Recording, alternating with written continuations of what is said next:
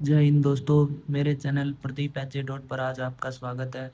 तो दोस्तों आज हम आए हैं बीएससी बीकॉम का जो सेमेस्टर 6 होता है क्लाइमेट चेंज का, वो एग्ज़ाम हम लेके आए हैं, जो कि 1 घंटे का पेपर होता है, जिसमें 40 नंबर का ये रेगुलर वाले जो स्टूडेंट होते हैं उनके लिए होता है, और 50 नंबर का मार्क जो नॉन कॉलेज के बच्चे होते हैं उनके लिए 50 नंबर का होता है।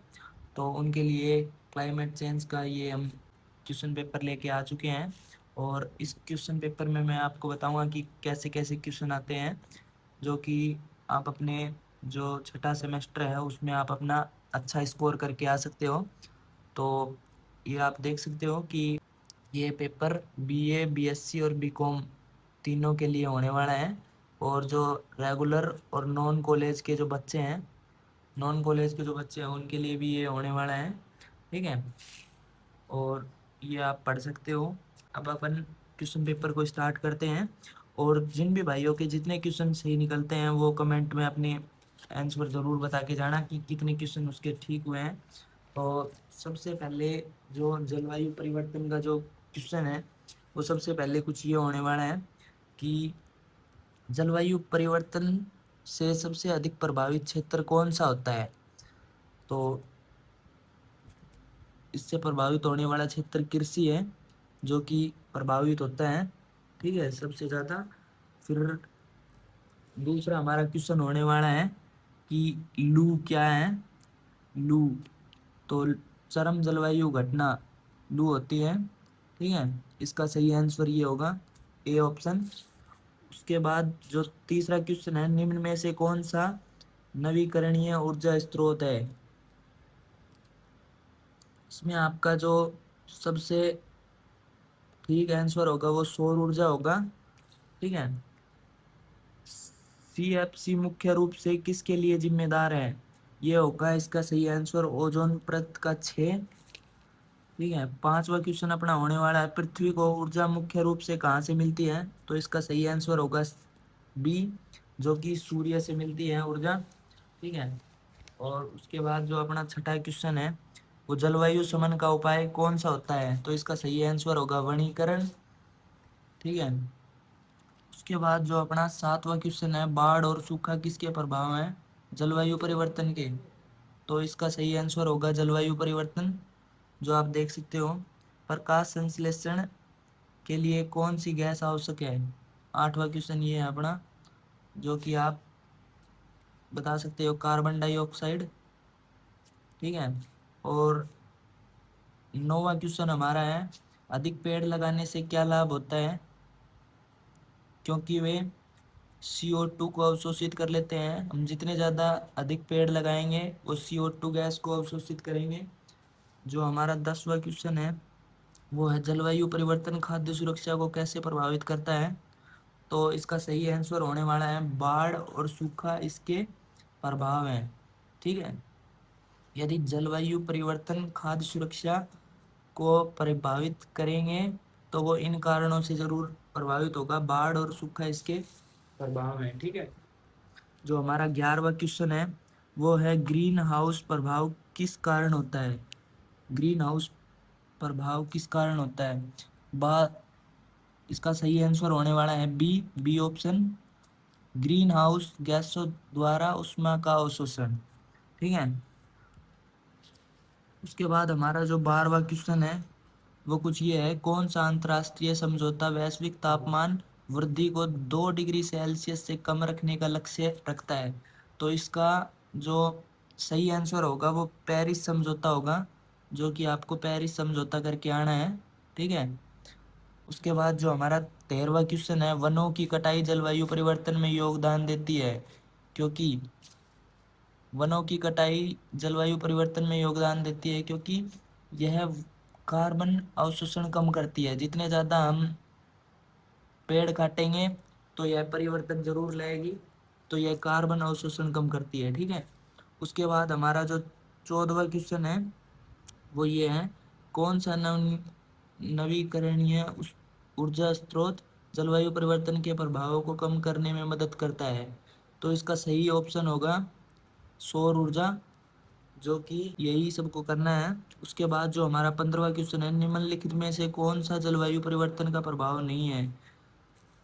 तो जिससे जलवायु में कोई परिवर्तन नहीं होता है वो आपको सही आंसर लगाना है। इसमें जैव विविधता की वृद्धि होने पर जलवायु पर कोई प्रभाव नहीं पड़ेगा, लेकिन समुद्र स्तर में वृद्धि होगी तो जलवायु पे प्रभाव जरूर पड़ेगा।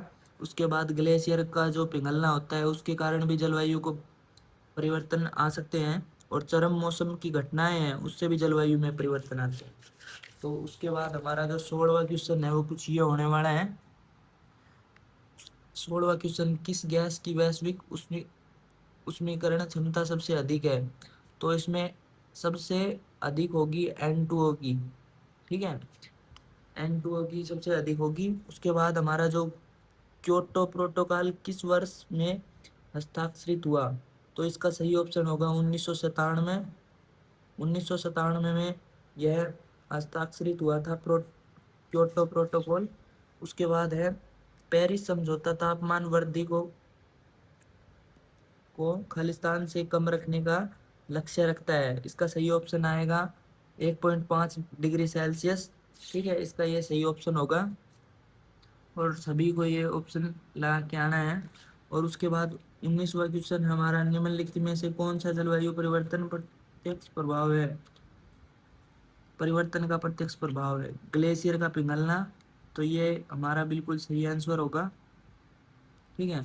ग्लेशियर जब पिघलेगा तो जलवायु का जो परिवर्तन होगा, जो प्रभाव पड़ेगा वो जलवायु पर पड़ेगा पूरा।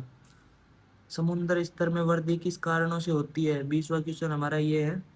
तो हिमखंडों के पिघलने से जो समुद्र स्तर में वृद्धि होती है, ठीक है, इसी कारण होती है।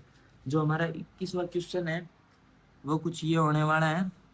कौन सा नवीकरणीय ऊर्जा स्रोत सबसे अधिक उपयोग किया जाता है। तो सबसे ऊर्जा आज के समय में सौर ऊर्जा को सबसे ऊपर कार्यशील माना जाता है और सबसे अधिक इसका उपयोग किया जाता है।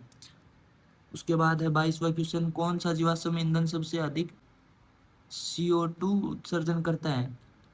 तो इसमें सबसे ज्यादा कोयला कोयला है जो CO2 का उत्सर्जन सबसे अधिक करता है, ठीक है। 23वां क्वेश्चन है, पेड़ किस चक्कर को बनाए रखने में मदद करते हैं। तो यह पेड़ सिर्फ जल चक्कर को बनाए रखने में मदद करते हैं, ठीक है, पेड़ जल चक्कर को बनाते रहते हैं। और आज सबसे अधिक CO2 उत्सर्जन करने वाला देश कौन सा है। तो सबसे अधिक करने वाला है चीन, ठीक है, चीन सबसे अधिक CO2 उत्सर्जन करता है। उसके बाद है मानव पारिस्थितिकी का क्या है, ठीक है। तो इसका मतलब है मनुष्य और उसके पर्यावरण के बीच का जो संबंध के अध्ययन है उसको हम मानव पारिस्थितिकी कहते हैं, ठीक है। तो ये आपको याद रखना है। उसके बाद हमारा जो 26वां क्वेश्चन है वो कुछ ये होने वाला है, मानव पारिस्थितिकी का जनक किसे माना जाता है। तो इसका हम सही आंसर रॉबर्ट पार्क को देंगे, ठीक है, ये आपका सही आंसर होगा। तो उसके बाद हमारा जो 27वां क्वेश्चन है वो पर्यावरण का जैविक घटक कौन सा है, ठीक है। इसमें ये पूछा है पर्यावरण का जो जैविक घटक है वो बताओ। तो इसमें ना ही वायु को मानेंगे, ना ही जल को मानेंगे, ना ही मिट्टी को। तो इसका सही आंसर पौधा होगा, ठीक है। उसके बाद में 28वां हमारा क्वेश्चन है, निम्नलिखित में से अजैविक घटक कौन सा है। तो अजैविक घटक हमारा जल हो जाएगा, ठीक है, ये कोई भी जैविक क्रिया नहीं करता है। और उसके बाद सतत विकास का अर्थ है, इसका सही आंसर होगा वर्तमान आवश्यकताओं की पूर्ति करते हुए भविष्य की पीढ़ियों के हितों की रक्षा करना, ठीक है, ये सतत विकास का अर्थ होगा। उसके बाद हमारा जो तीसरा क्वेश्चन है वो होगा, किस पारिस्थितिकी तंत्र में सबसे अधिक जैव विविधता होती है।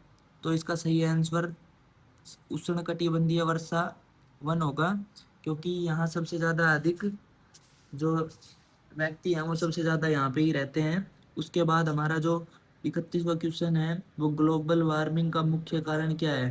तो ग्रीन हाउस गैस से होगा इसका आंसर। ग्लोबल वार्मिंग का मुख्य कारण ग्रीन हाउस गैस है, ठीक है, याद रखना है आपको। उसके बाद 32वां हमारा जो क्वेश्चन है वो कौन सी गैस ग्लोबल वार्मिंग में सबसे अधिक योगदान देती है? तो उसमें सही आंसर होगा आपका कार्बन डाइऑक्साइड। यह ग्लोबल वार्मिंग में सबसे अधिक योगदान देती है अपना। उसके बाद जो हमारा 33वां क्वेश्चन है, मौसम का अर्थ है। मौसम का अर्थ है तो दैनिक वायुमंडलीय जो स्थिति होती है वो मौसम के अंतर्गत आती है। और उसके बाद हमारा जो 34वां क्वेश्चन है वो जलवायु का अर्थ है। जलवायु का अर्थ क्या है? दीर्घकालीन औसत मौसम। यही इसका सही आंसर होगा। ठीक है। उसके बाद जो 35वां क्वेश्चन है, निम्नलिखित में से कौन सी ग्रीन हाउस गैसें हैं? तो इसका जो सही आंसर है वो आपको कार्बन डाइऑक्साइड करके आना है। ठीक है। उसके बाद हमारा जो जो हमारा 36वां क्वेश्चन होने वाला है वो हिमनदों के पिघलने से क्या होता है? तो जब हिमनद जो ग्लेशियर है वो पिघलेंगे तो उसमें समुद्र स्तर में वृद्धि होगी। ठीक है। और उसके बाद जो हमारा 37वां क्वेश्चन है, चक्रवात किसका उदाहरण है? चक्रवात किसका उदाहरण है? तो यह चरम जलवायु घटनाओं का उदाहरण है। उसके बाद जो हमारा 38वां क्वेश्चन है, जलवायु मूल्यांकन रिपोर्ट कौन सा संगठन तैयार करती है? आईपीसीसी, यह आपका जो मूल्यांकन रिपोर्ट का संगठन है वो तैयार करती है। उसके बाद यूएनएफसीसीसी का पूरा नाम क्या होगा? United nation framework convention on climate change. ये आपका सही आंसर होगा। ठीक है। उसके बाद हमारा जो लास्ट और 40वां क्वेश्चन है वो कौन सी मानव गतिविधि ग्रीन हाउस गैसों को बढ़ाती है? तो जो जीवाश्म का ईंधन जब जलता है तो वो ग्रीन हाउस गैसों को बढ़ाती है। ठीक है। तो ये हमारे 40 क्वेश्चन थे। तो जिन भी भाइयों के जितने क्वेश्चन आपके ठीक हुए हैं वो आपको कमेंट में ज़रूर बताना है। आप चैनल से नए हो तो हमारे चैनल को ज़रूर सब्सक्राइब कर लो, और वीडियो अच्छी लगी तो वीडियो को लाइक करना।